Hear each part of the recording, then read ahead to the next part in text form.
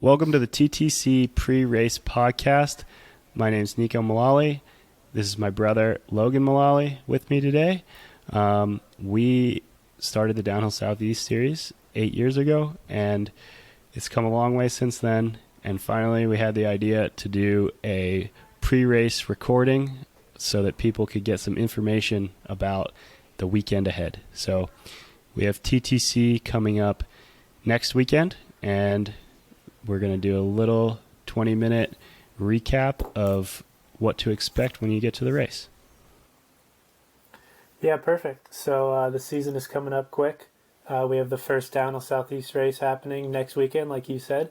It's going to be at TTC, which is a venue that most people probably don't know as much about. It's not a proper bike park that's functioning on a normal basis. So can you tell us a little bit about that? Maybe let the people know kind of what the venue's like, what the town's like, and just fill people in so they're not just showing up blind.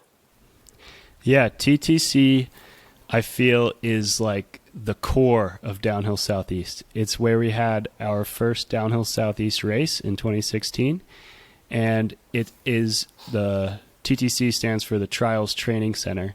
It's a Trials motorcycle practice facility, and it's a place that you can pretty much do whatever you want. It's a really cool farm that has a bunch of trails on it, and they have a huge motorcycle race called the Tennessee Knockout, the TKO, which is a hard enduro race that brings the best guys in the world from Europe and around the world to race every summer. So the venue's set up to have big events like that one, and we've hosted, I guess, 3 Downhill Southeast in the past there.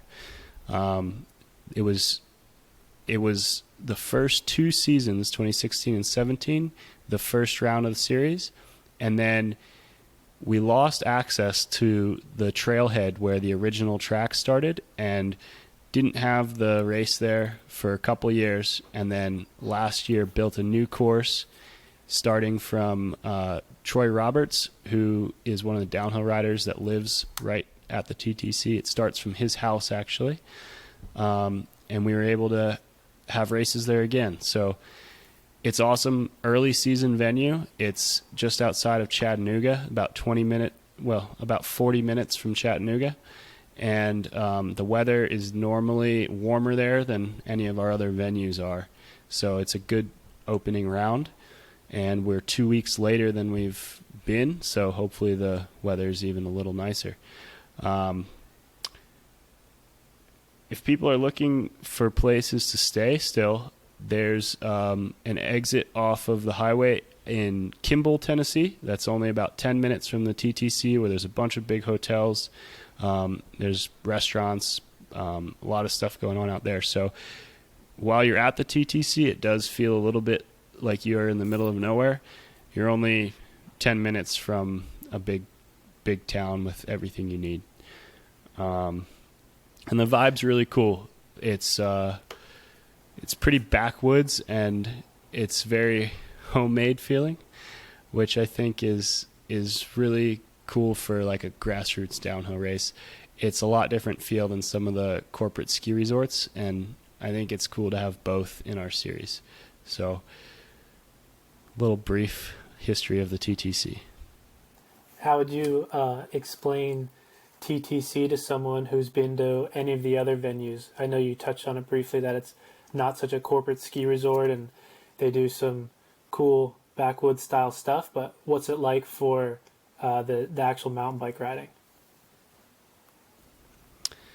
The riding at TTC is pretty challenging. It's a really rocky property, and it was challenging for us to build the track there because a lot of it's pretty steep as well. The place where we built this new track, we found, like, I would say, the mellowest way off of the bluff at the top of the mountain, but there is quite a bit of rock in it, and the track is all handmade, so it's pretty narrow, and it's got a real single track feel. And this being the second year, it had a year to bed in, and I know a bunch of guys were out there the past couple weeks pre-running the course and said it's in great shape. It's running even better than it was last year. So this is one of the venues that we don't have. It's the only venue that we don't have a amateur course and a pro course. And I think it makes the pro track slightly easier than some of our other tracks, and the amateur course slightly harder. So it's a good mix. If people have been to Windrock, it reminds me of Dropout, where it's like a narrow single track that's pretty fast. There's nothing that's too gnarly on it, but it is a pretty rough, rocky mountain bike trail. So I think if somebody's looking to come and try out a Downhill Southeast race, they'll have a lot of fun, and it's nothing you can't handle for sure. So when people show up to the venue, since it's not a ski resort, what should they expect? They're not obviously going to show up to a big paved parking lot and ticketing windows and stuff like that, right? So what's there when they pull onto the property? What should they be prepared for? Yeah, so we'll pull up the map screen on to the screen now so you can see. But when you pull into the TTC, the main general parking is on your right side. There's a huge field there. As I said, they've had huge events there in the past, so there's tons of space. And everybody will be parking off in the grass to the right. The shuttle pickup will be on the left side, right as you pull in. I'm pretty sure it'll be easy to see. Just straight up when the you're gravel coming, road, right? Yep. When you're coming off of the pavement, the address for TTC is 300 Woodland Road. We'll put that. It's on the website and the registration page as well. And when you come in, you'll see the shuttles are using the same access road. So right when you come into the property, it's kind of one lane there for about a minute. And you'll see the shuttles turning around there. And our registration trailer will be right next to the shuttle pickup on the left side. As I said, you'll be parking off to the right. And there's also a bunch of campsites and RV hookups on the property.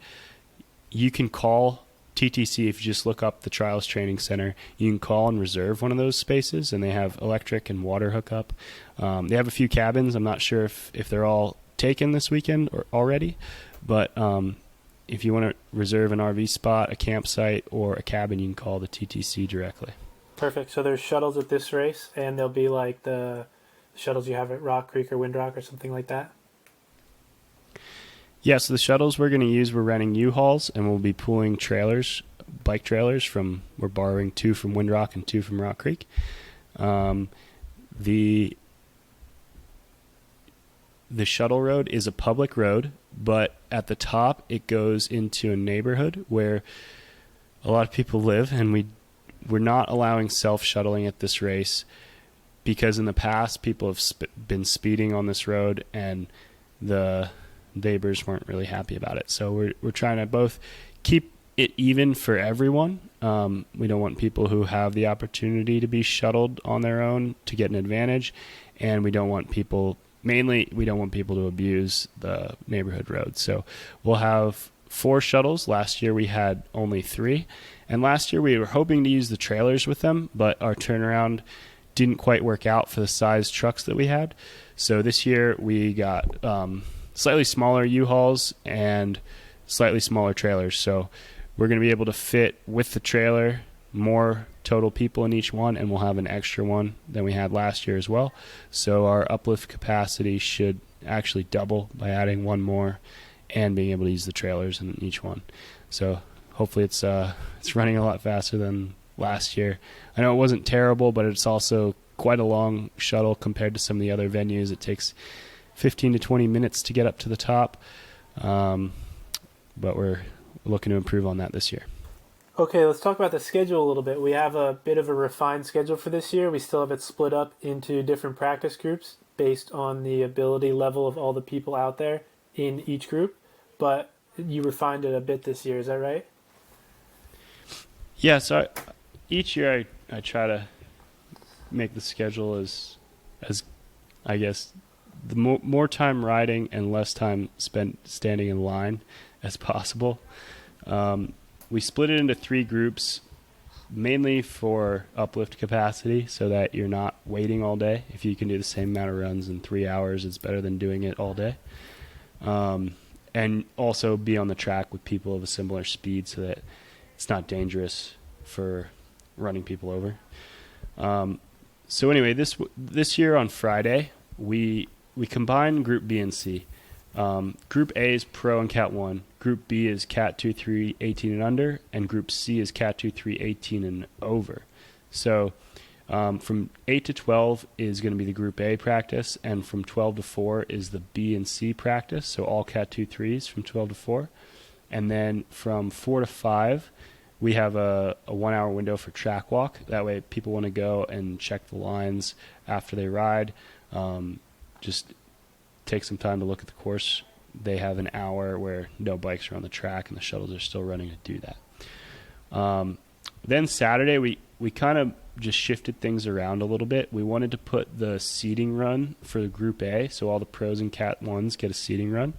And we wanted to move that up in general for all of our races, because last year we did it at the very end of the day, and if anything happened, like a thunderstorm or a delay for an emergency, we would be past the point where the medical crew and everybody who was scheduled to work that day was supposed to leave, so we wouldn't be good running the race after 5 o'clock.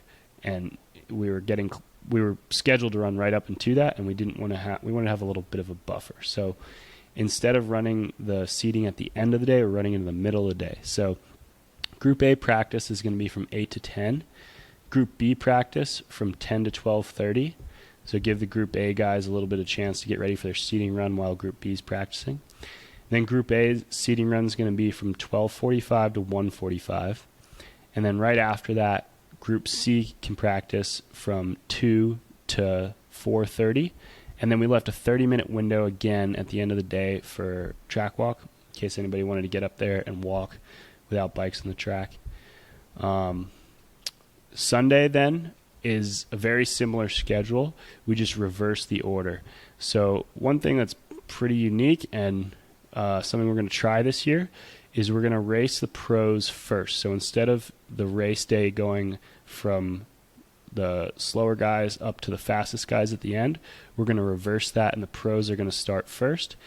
The reason that we're going to do this is so that anyone who's watched our race replay videos, we're trying to up the quality of those this year and also get them out even faster. So hopefully by the pros racing at 11:15, they'll be done by 12, and they can get that video out that day, which will give I think it'll make a lot more people watch the video because it's more relevant the sooner it comes out after the race, and it almost looks like a live race.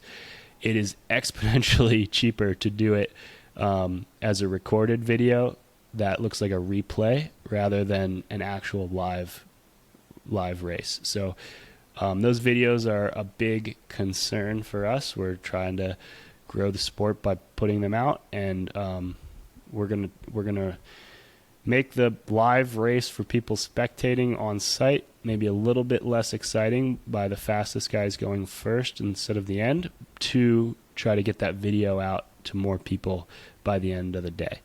So with that, Group A will practice first from 8 to 9, B from 9 to 10, C from 10 to 11, and then the race will start at 11:15 with the pros first.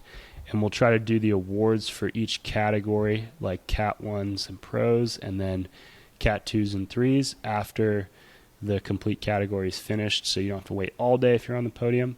We normally have the podium right there at the finish at almost all the venues. So that's the plan this year, and we're going to run with this schedule at all the races. Of course, we'll make a change if something doesn't work out, but we try to keep it consistent. That way people know what to expect that are racing the whole series. Yeah, I think we've already gone over everything people might need to know about the venue and the local area. Talked about the track, the uplift, and our small scheduled changes for the year. Is there anything else that we need to really talk about?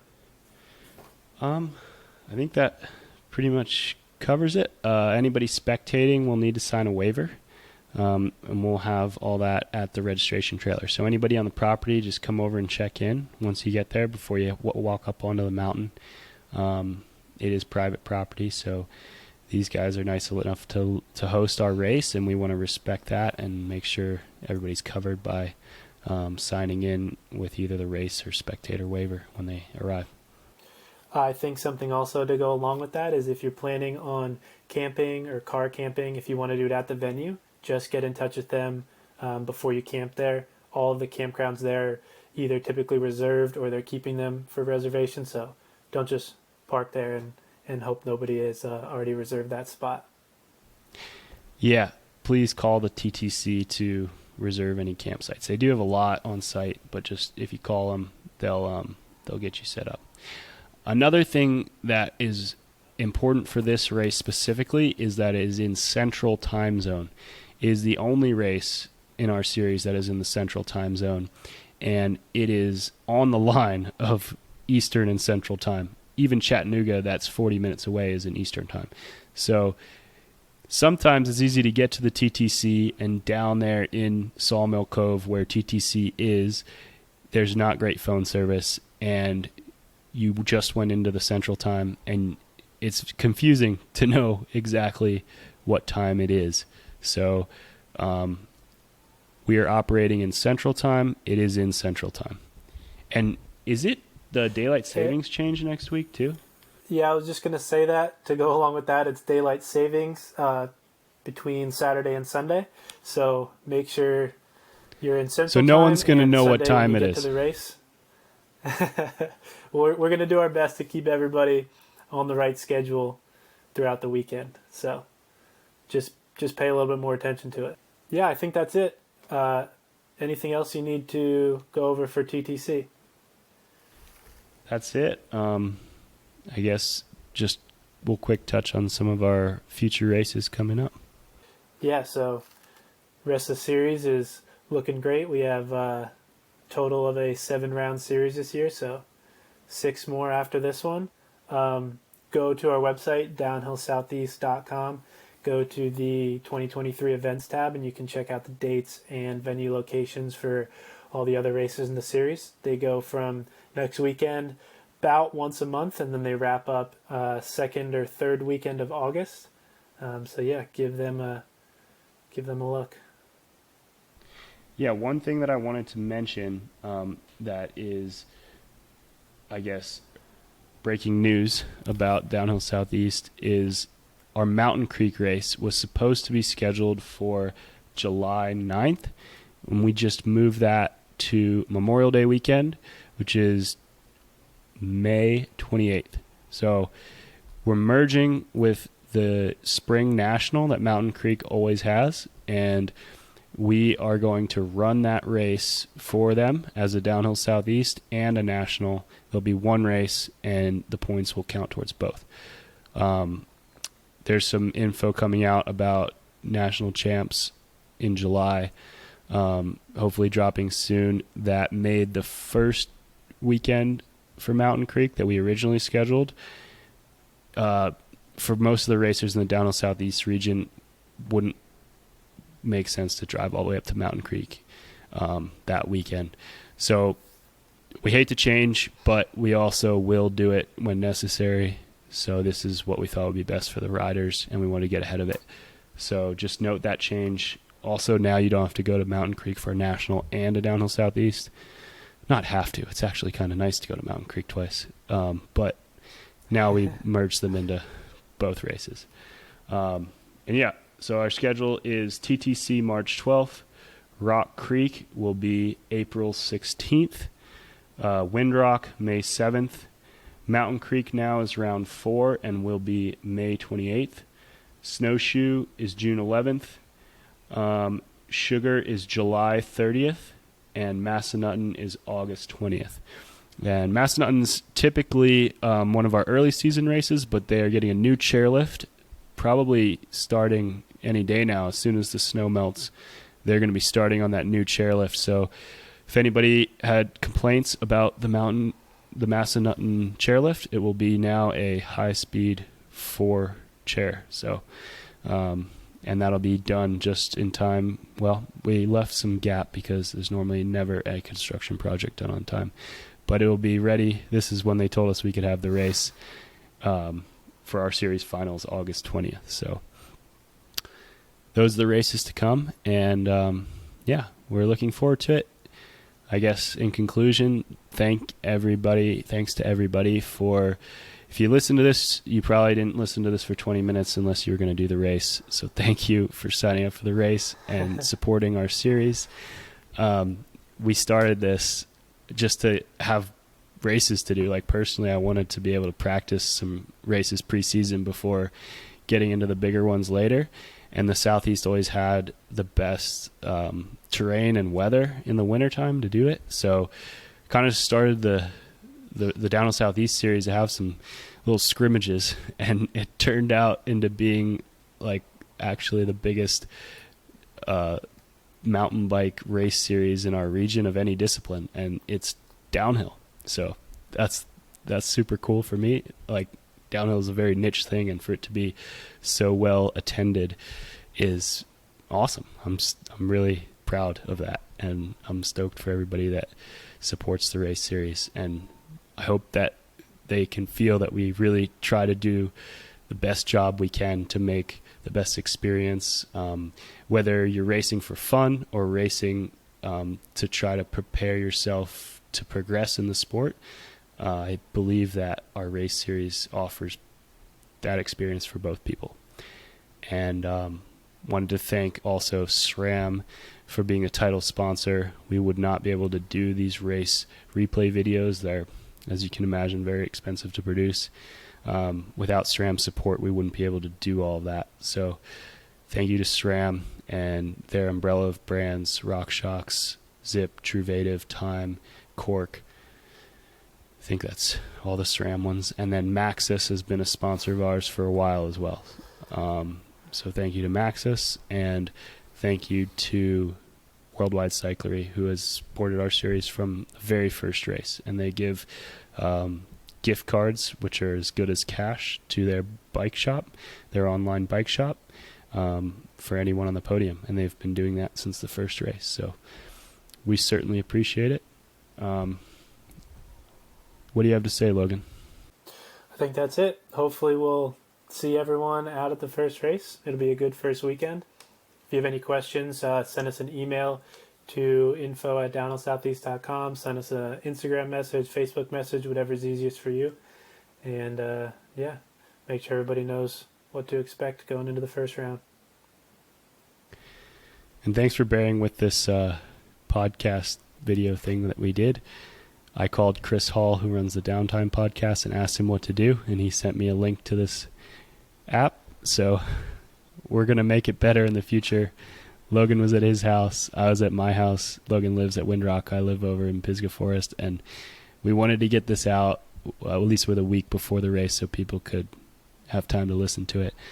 So hopefully in the future the quality of these goes up. But I guess that's the thought that counts. That's it. Well, yeah, thank you everybody for listening. We'll wrap it up here, and tune in about a month for the pre-race recording for Rock Creek. All right, thank you.